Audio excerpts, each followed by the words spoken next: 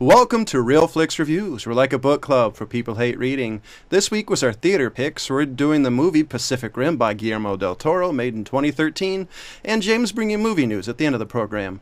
This week we have Jonathan Charney, James Stevens, hello, Jeff Michael, and Ryan Preston.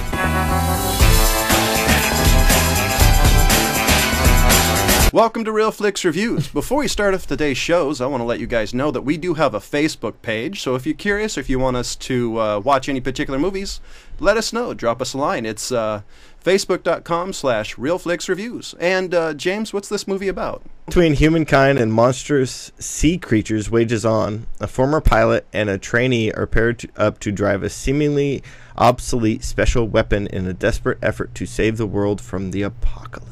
Okay, I have one question. Did anybody else find this movie extremely predictable?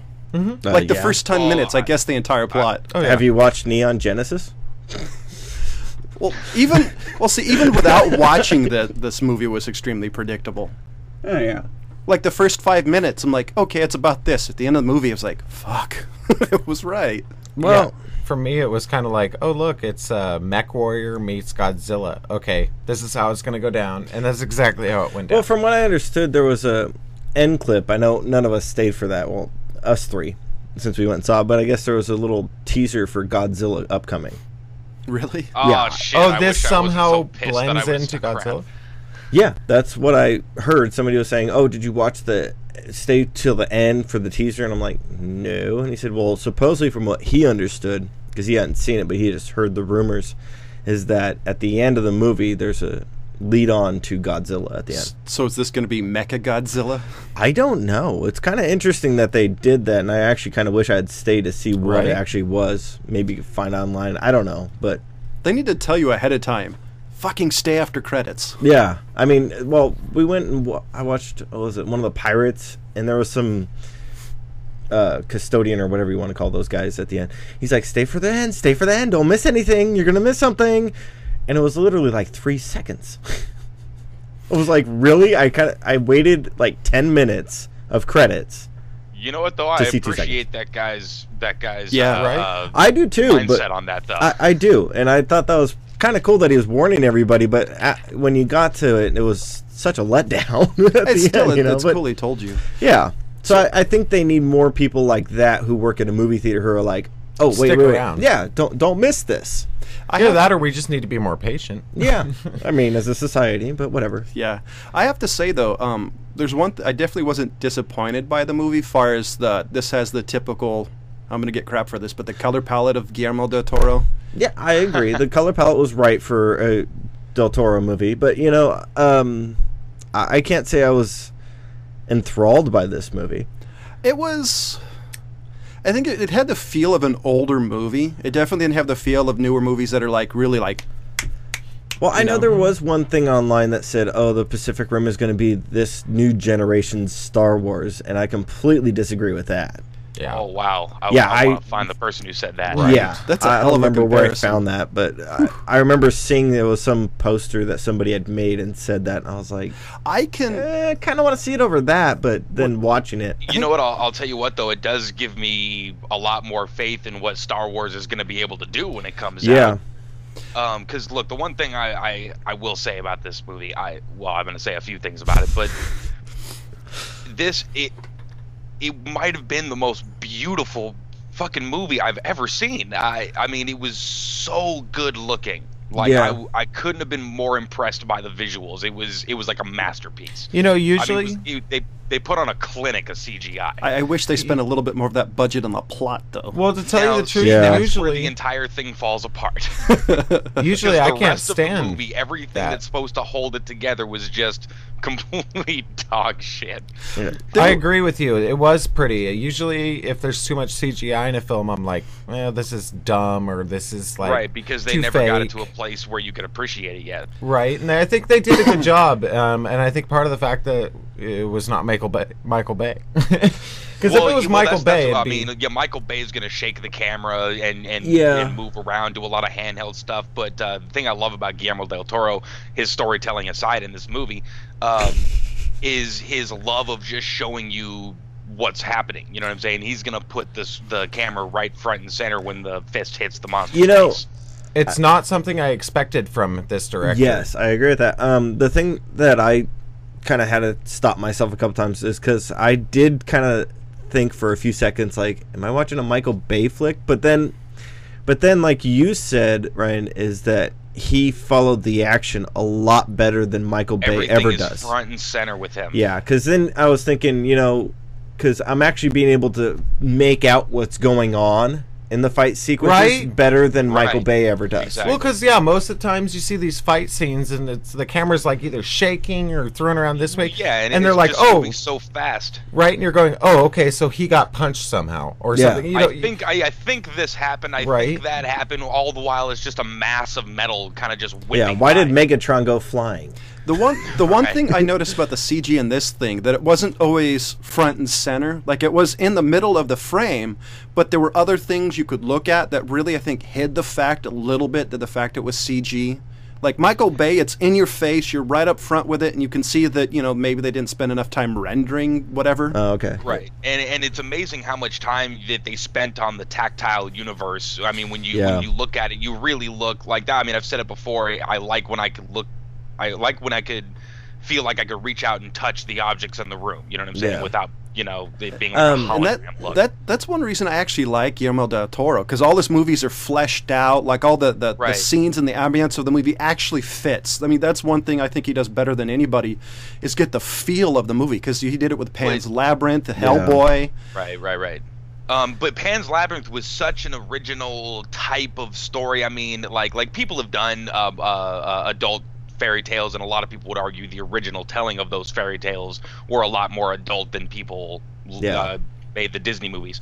But so he had like this really awesome sensibility when it came to stuff like Pan's Labyrinth. But this, it was almost like, I love old school kaiju movies. I love how they actually called the monsters kaiju. That was funny too. There was one thing I really did like about this film, was there was a scene where the girl, I don't remember her name, his co-pilot, basically. Oh, so, okay, yeah. She... Mako. Yes. She says... oh, what was it? She basically went up during the fight scene and said, you could have won in a couple less moves. I think that was like a joke for the whole movie. Because, honestly, they could have ended all those fight scenes 100% quicker, because all you had to really do was use that little gun they had, that pulse gun on the hand. It was like, okay, we're going to punch you for a little bit, and then we're going to use the gun, and that's what kills you. And then they could just come out doing blasting stuff the whole time, like, oh, we got one last thing to try, and then this awesome sword pops out of their hand. Right? Like, why the fuck don't you start with that? But I think that was part of the film kind of poking at itself, saying, well, we could do this in less moves, but you know what's check funny? it out. I didn't see it's a movie. It as that self-aware. Yeah. That was the one thing I was like, it's like, okay, like Ryan said, why don't you use the sword the first thing, pop it out? I mean, it's like, all of a sudden, it's like a fatality, Yeah. I mean, so that's the thing, everything seemed to be done for the sake of exposition, not to like the plot trying to move the thing along was just like, you don't want to follow it. You just look at the pretty pictures, look at the pretty pictures. Yeah, and that's kind of what I was getting out of this movie, is that, but the thing also is that I mentioned it earlier, is that it's anime coming to life. It's the mecha animes that they've been putting out over the years, and kind of mixing and match like I was with. going to say before, it's almost like putting in lines and types of situations that he'd seen in these old anime movies. Yeah. Like, that's why the dialogue seemed a lot cheesy to me. I thought one of the weaker parts of the movie was her little what was her name again? Whatever her name is. Mako, whatever. Mori. She... what was I going to say? Basically, I don't remember. The reason why she was having, like, the issues? Like, when she did the sync? With the shoe? No, I completely lost my train of thought. Okay. That was one of the things I actually thought was one of the more creative things about this movie, is how they said two people have to control it. So they had the left and right lobe sync. I actually thought that was one of the more original plots in this movie. Yeah. Yeah, I thought that was actually pretty good. See, I was... Well, my first thing about it was... I kept going on in this movie like, okay, just forget about that. Just move on to the next thing. Just forget about what just happened. Okay, it started out when he was like 15 or something like that, and it was like modern day, and now in like 20, 30 years or whatever it is, we've built these crazy monsters. One, why even build the monsters to fight these things? Right. I could have built you a far more efficient fighting machine, with all these swiveling, axes and whatnot, and just that big pulsing gun. Just 9 pulsing guns. I mean, why build this thing that you punches? Anyway, and then the whole mind meld thing, it just seems like way too much for a very, way too much thing. thought for something so simple. Also, what's her face? Her little background story of how, she was basically raised by The general guy, yeah. I thought that was kind of lame. I'm like, okay, you got to go back and look at it this way. Probably a good percentage of the population saw these monsters. I mean, her story was just kind of like, well, everyone kind of went through that. They kind of tried to make it personal. When she was a little girl, tried to make it like, this is horrible. Well, I think the way they played it is being able to actually sync and use one of these these devices is, I guess, really rare. And they did say that in the beginning. So the way I'm assuming it is it's rare to have somebody do it, and when somebody had such a horrifying moment when you lose your parents, it makes it even harder.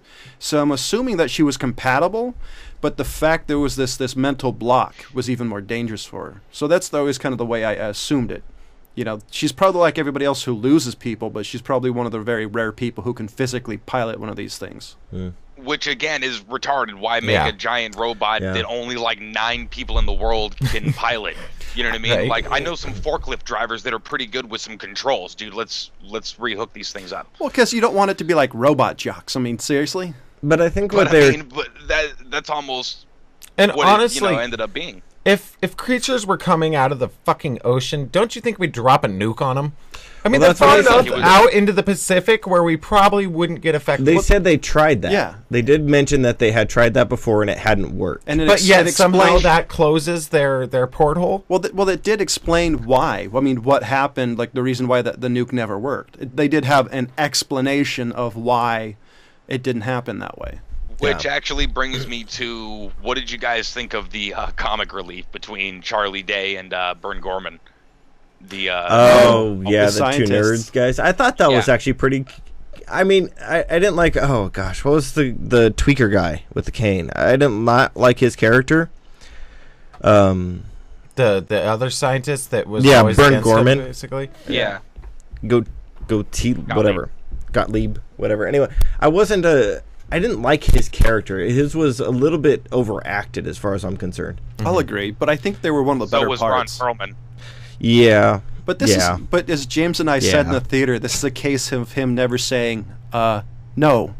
Well, I think what it kind of was, because Charlie Hunnam, or whatever you want to say his last name is, he's buddies with him in Sons of Anarchy, which I actually liked Charlie's role in this one. I think he did pretty good coming off of the coattails of Sons of Anarchy into a movie.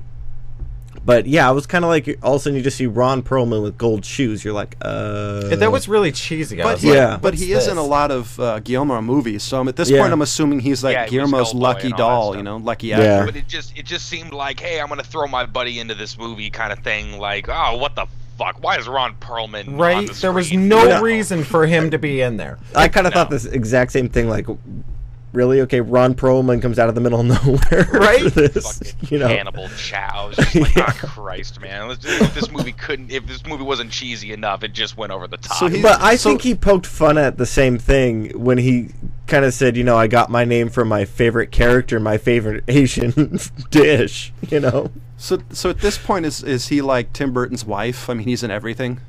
Or, you mean Johnny Depp? Yeah, or him, yeah.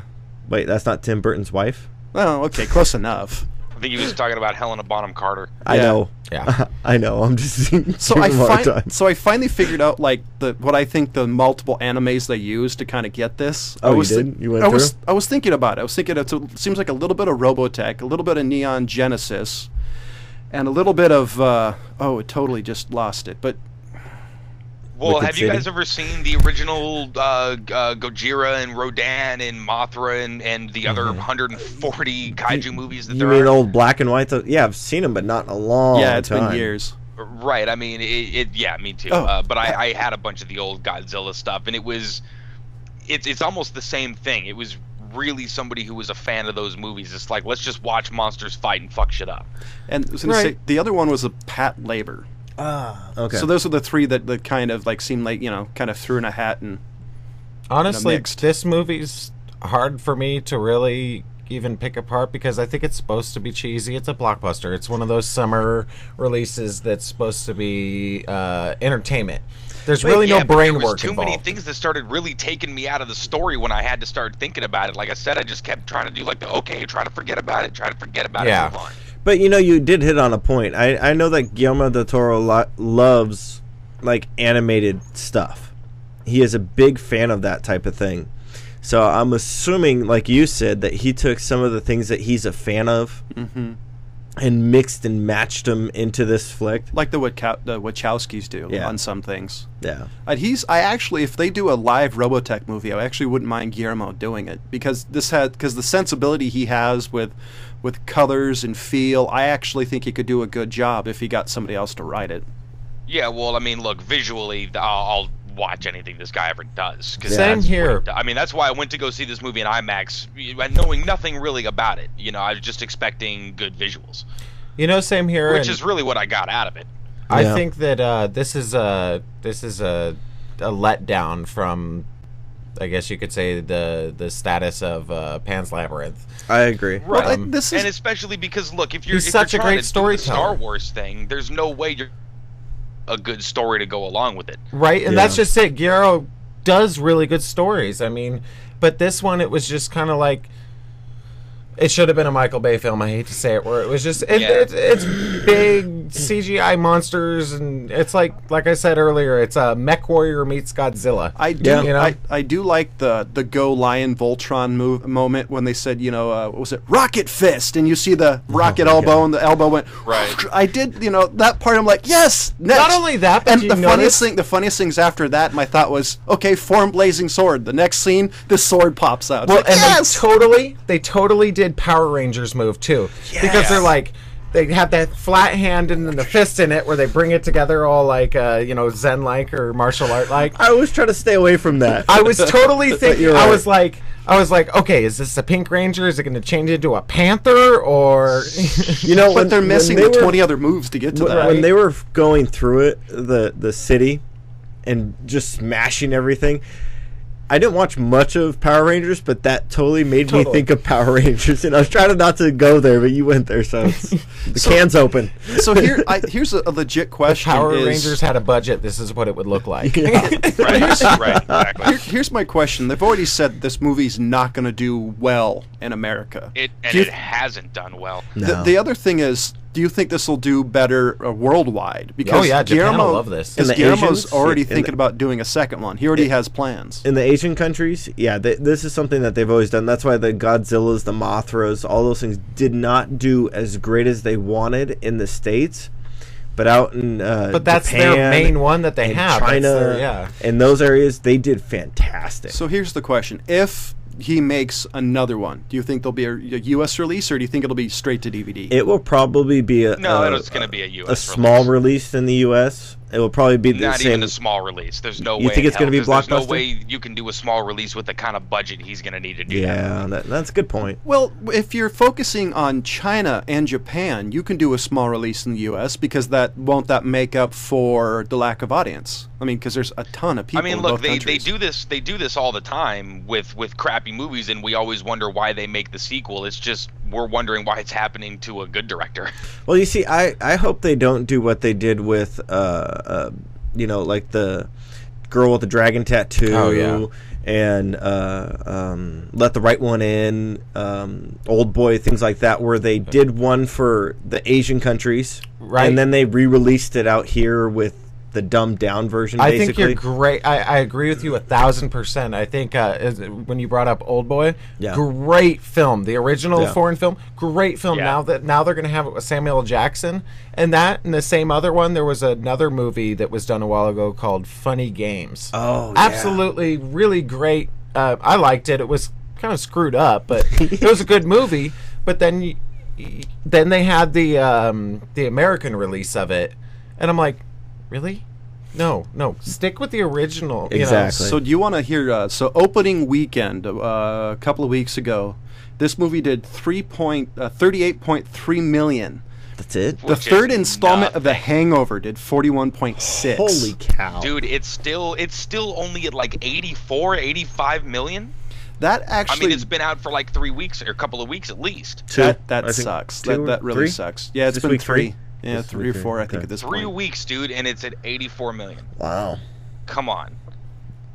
I thought you said 34. You did. But 80. No, it's opening weekend. It was Opening 38.3. weekend, yeah, it only did 30. Yeah. See, that's what I was figuring. I figured it would have done 70, 80 million first weekend because everybody wanted to go see it. But apparently I was wrong. Right, Well, it's a summer blockbuster. Well, here's my theory, and I think it's because sci-fi isn't as popular as it once was. If you take a look at like Prometheus, where they bastardized something that could have been, the holy grail of sci-fi in the 21st century. Well, I mean, do you think that the superhero movies are sort of sucking all the glory from these kind of fringe sci-fi movies? I do. I mean, the market's kind of saturated at the moment with these sort of out of this world type of movies. I also think that this has great potential to be a cult classic. I don't know. I don't know. I could see that, but well, I mean, if you take a look at Empire Records, Robot Jock, there are movies that are worse than this that are cult classics. The other one, the yeah, really but I bad mean, one. Empire Records, that's a movie that relies on its story and you know what I mean, that kind of stuff. That's a This social one, cult sort classic. It foregoes the story in sake of the visuals. That's the old sci-fi one. Kevin Costner. Was it Kevin Costner? The Postman. Oh no, he's talking about like Waterworld. No, I can't think of. It wasn't Kevin Costner. I can't think of the guy's name. Anyway, no. Anyways, I don't know. If this is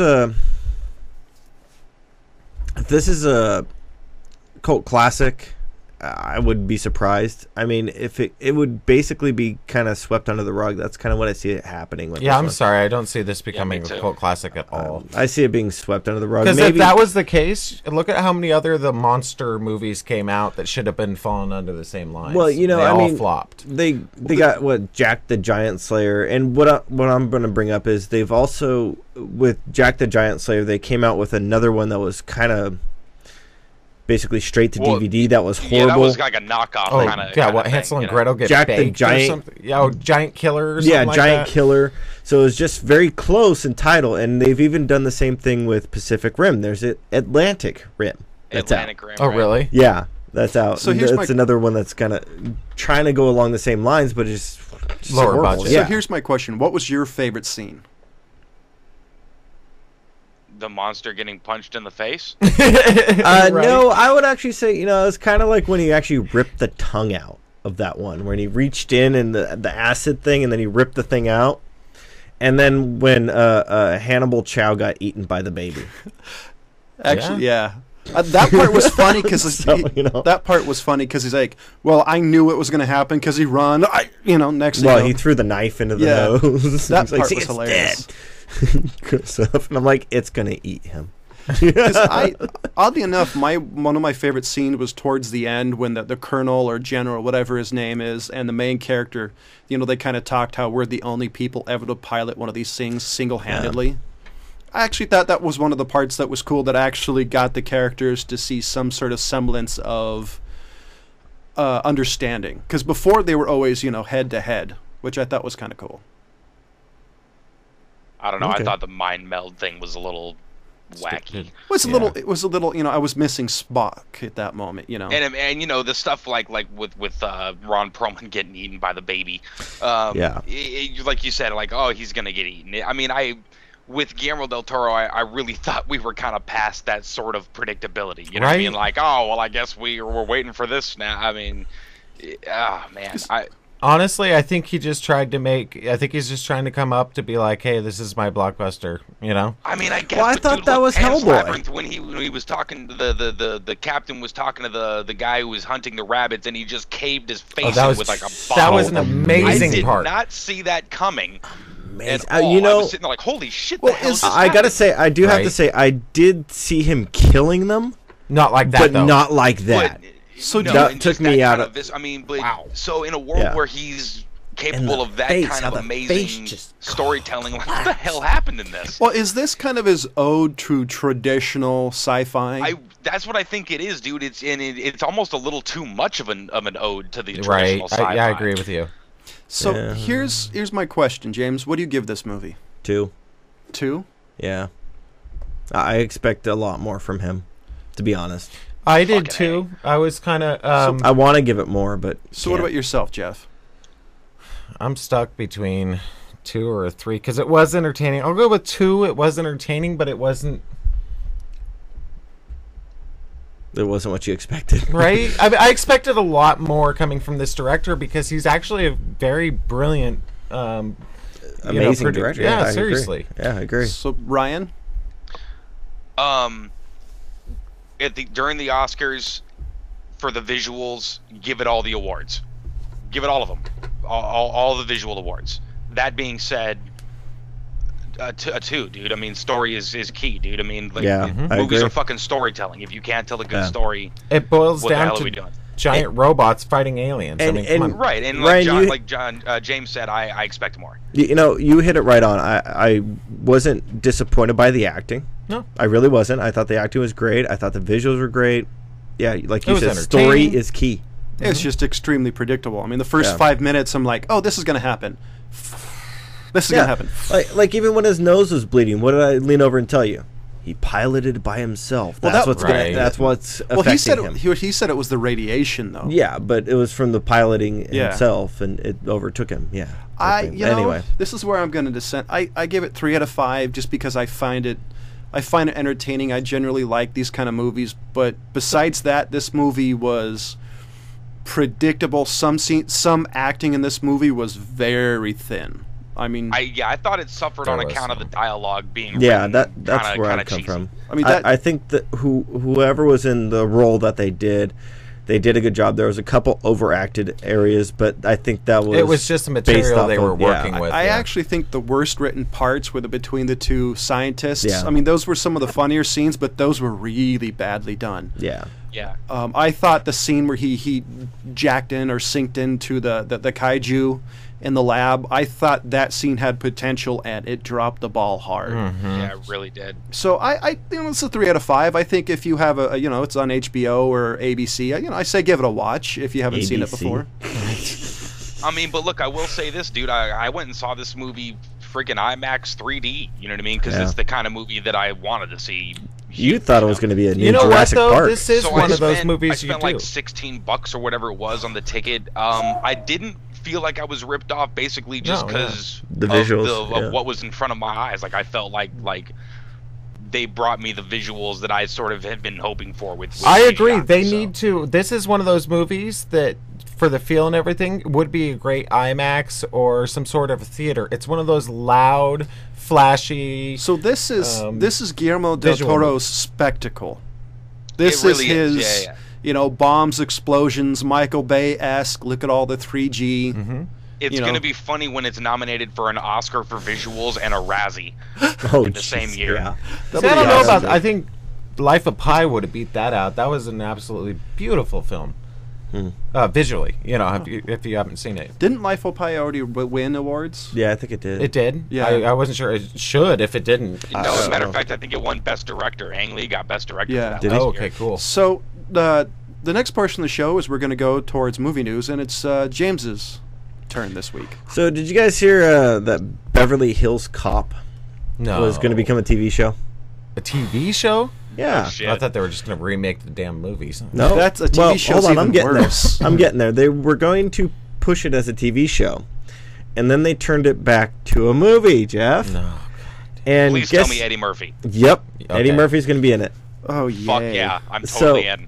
But I mean, It's what like did you think Lethal about the Weapon third one? revisited. Yeah. Please tell me what's his name? Judge Reinhold's in it still. Oh, I don't know. I know that. But it's gonna be them taking hits of Metamucil on their walking on their walkers. I mean, both at this Oh, it's point gonna are be really the old. greatest thing ever. As of an hour ago, they confirmed that Eddie Murphy is going to be in the flick. I don't know about anybody else. I'm actually looking up to see if they even have anything on 4, but I didn't see any actual other than rumors on what's going on with it. But as far as I know right now, it's Paramount Pictures is picking it up, and Eddie Murphy is on board with it. If Eddie Murphy plays Axel Foley in anything, I will watch it. You know, I kind of agree with Jeff on it. Is that, you know, it's like the Lethal Weapons or the Die Hards that they just are still trying to Bring back that nostalgia. Well, yeah, No, exactly. Fuck nostalgia. Make me one of those movies every year. Right. What, you want a Police I want Academy? a buddy cop movie at least every couple of years. Come on, Well, watch Police Academy. the third. That's what I'm saying. I don't want to rewatch all this shit. I just want a new one. The third one of the series was awful. But yeah, that's Hold on, where which I'm kind one are we talking about? Number 3, Beverly Hills Cop 3. Yeah, I mean, come on. Oh yeah. That Well, one I mean, yeah. sucked. But you know, It's like RoboCop 3. I do gotta say, I did like kind of the bad guys in 3 better than 2. Speaking of RoboCop, though, you know what really irritates me? PG-13. The new PG. What the? Marg. I don't even know what this one's gonna be. Do you think? Okay, here you go, Ryan. Here's a good question for you, since you seem to be the big Beverly Hills Cop. I was a fan of it early, and then it kind of fell out of it because, as far as I'm concerned, they just did the same thing. It What was would- fun. What would you do? That's what you say about boxes and shit. It was fun. Do you think this one should be rated R? Yes. The new Beverly Hills Cop? Yeah. Absolutely. Yes. So you want to see Eddie Murphy with his pants down? No, what? Yeah, how'd that bleed in? Rated R. Anyway, I don't know. I don't think You're I'm fired. not excited for this one at all. Either am I. But well, look, I'm not excited for it if it's gonna be like a Starsky and Hutch, like he's gonna make a cameo as a janitor in the end of the movie kind of thing. Oh, I don't know. And some other asshole's gonna. I don't play think he's gonna be Axel, the or if Stanley. he's gonna be like an older Axel Foley, like when they're old and shit, and they get onto a case. I'm cool with that. But who do you think's going to be the Axel Foley if it's not Eddie Murphy? It's got to be Eddie Murphy. Yeah, I don't But see that's what them. I'm saying. They have to do the movie when he's old. Well, do you- they don't have a movie unless they have him. For Do you think Beverly he's Hills going to Cop. be in like Oh, I know what an they could do. advanced setting, like a commish or something, and kind of having a little guy underneath him go over there and do that? No, I'll see- be the old Jedi Yoda. That's what I'm saying. It better not be Lethal like Weapon. a mentor kind of thing. Yeah. I could see what it is. Like He's Danny retired. Glover and- I could see one of his old cases coming back, and he pulls a first, what he did in the first movie. He goes over there, retired, and shenanigans ensue. Well, of course. I mean, that's what any good Beverly Hills Cop, Die Hard, or Lethal Weapon would do. Yeah. I don't know. I don't know. I saw that this was coming out. I was kind of on the fence on it. Like I said, I mean, I really enjoyed the first one. The second one was petering out, and the third one was just kind of. It was RoboCop 3-esque. That's being generous. Yeah, but still Eddie Murphy being funny. Yeah. In a thing that's not Daddy Daycare, for Christ's sake. Come on. Oh my god, that was horrible. Or what was it? The Big Mama's house or whatever. That's what I'm saying. Eddie Murphy is still the funniest thing in the world if he given half a chance. Well, he's got to be given the right role. Yeah. Right. Which at this point is nothing he's Oh, done didn't in he the do last Flubber? decade. Yeah. Wasn't he Flubber too? Yeah. Oh, jeez. Terrible. So the question for next week. No, he wasn't in Flubber. Yeah. Wasn't he? No, Oh, he did the that's Nutty Robin Professor. Williams. Flubber was, yeah, Robin Professor. Williams. Yeah. Anyway, He sorry. did. That's what I was He confused. did Dr. Doolittle. Yeah, that's what it was. That's So that's are right. we still continuing on the black and white from last Yes, week? we are. If we are, then next week I'm picking the movie Young Mr. Lincoln with Henry Fonda and Alice Brady, made in 1939. Wow, that's taking it back. Awesome. I do like movies from the 30s and Yep. 40s. So set the Wayback Machine to a long time ago. Yeah. That's Henry Fonda. quite a long time Good ago. times. Are we going to do Chaplin next? I'm not actually a big fan of Chaplin. Yeah, let's but try to keep it in the talkies. Right? We're not going silent on this black and white. Come on. Here, you want to watch the 4-hour Yeah, All 4 hour Quiet on the silence. Western Front? I don't know. Yeah. I actually really liked the movie The General. Yeah, that's good. It was a great movie. So, ladies and gentlemen, I gave the movie Pacific Rim a 3 out of 5. James, Ryan, and Jeff both gave it a 2 out of 5. And we'll see you next week.